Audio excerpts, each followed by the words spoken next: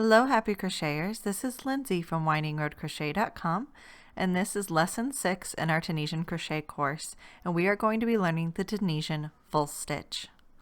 So here is an example of the full stitch, and this is a hat that I am working up at the moment. The full stitch is a really pretty stitch and it looks almost like it's woven. It definitely has a very unique look to it. So let's go ahead and see how we do this stitch. For the Tunisian full stitch, we will not be working through the front and back vertical bar like we've done for the knit stitch or the Tunisian simple stitch. Instead, we're going to be working into the spaces in between sets of vertical bars. So these spaces right here is where we're going to be inserting our hook and pulling up a loop. The Tunisian full stitch is actually a 2-row repeat, but the rows are very similar. So let me go ahead and show you row 1.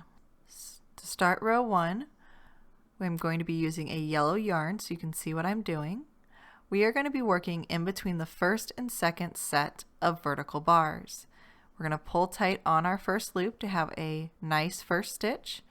Normally with the last stitches we've done, we've gone through the front and back vertical bar, but this time we're going to go into the space in between the sets of vertical bars.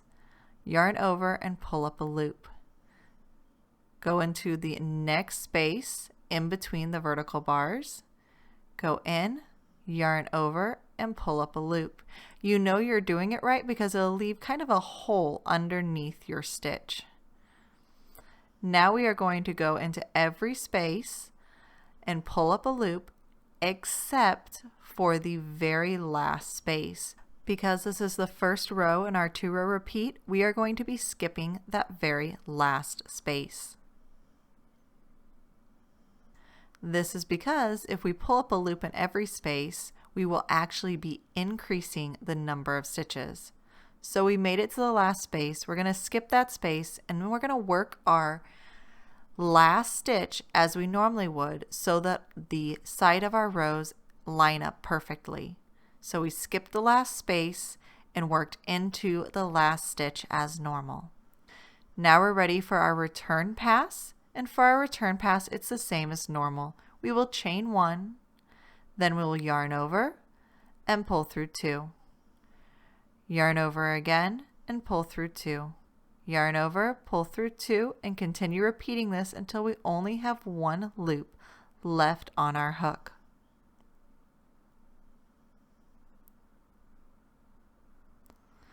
I am going to stop with 2 on my hook, and I'm just going to change colors. So just yarn over and pull through the last 2 with our new color. Now we are ready to start the second row in our 2-row repeat. For this row, what we are going to do is skip the first space. So the space between the first and second set of vertical bars, we are going to be skipping this space and working into the second space.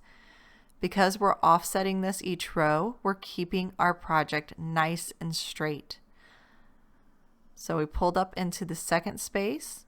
We're going to skip the vertical bars, go in between the vertical bars, and pull up another loop in the next space. And we're going to continue doing this all the way across the project, pulling up loops in between the vertical bars and not through the vertical bars. When you reach that very last space for the repeat row 2, we are going to pull up a loop in that last space, and we are pulling up a loop in the last stitch, going under both vertical bars and pulling up our loop.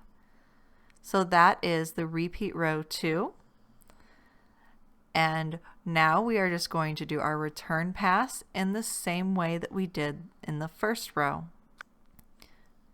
So in the repeat row 1, we skipped the last space and did not pull a loop up in the last space. In repeat row 2, we just skipped the first space.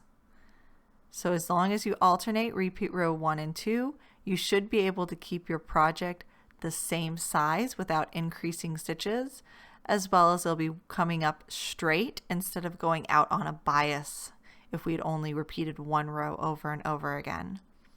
So we're reaching the end of our return pass for the repeat row 2. I'm going to change colors again, and then we're just going to review the repeat row 1 again. And then as we do repeat row 2 again, we will use that row to fasten off. So with repeat row 1, we are going to work into the spaces in between our sets of vertical bars. We're going to go into that first space and pull a stitch up in every space except for the very last space. So on repeat row 1, we skip the last space. So here we are in the second to last space. I'm going to pull a loop up here. I'm going to skip that last space and work into the last stitch going under both vertical bars. So I've completed the forward pass of repeat row 1 again. Everything is matching up with the yellow row that I have before. Those stitches are matching up together. I'm just going to do the return pass and then I'll show you how to fasten off. And again, the return pass is just a standard return pass, the same way we've done all the other stitches we've learned in the course. So there we go. Now we're ready to go ahead and fasten off. And when I fasten off, I'm just continuing to work the stitch as we would. So since this is repeat row 2, I'm going to go into the second space, pull up a stitch, and pull that through this loop on the hook. Now I'll go into the next space, pull up a loop, and pull that through the loop on the hook. We're creating slip stitches to fasten off. We'll continue going into each space and making a slip stitch after we pull up a loop. Because this is repeat row 2, we've skipped the first space and we are going to work into both the last space and the last stitch. So we're going into the second to last space, make a slip stitch, go into the very last space. You can see that it's lining up with the blue stitch underneath it. And we're going into the last stitch exactly how we would in previous rows.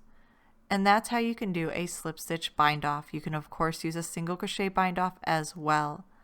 So I really hope you enjoyed learning about the Tunisian full stitch.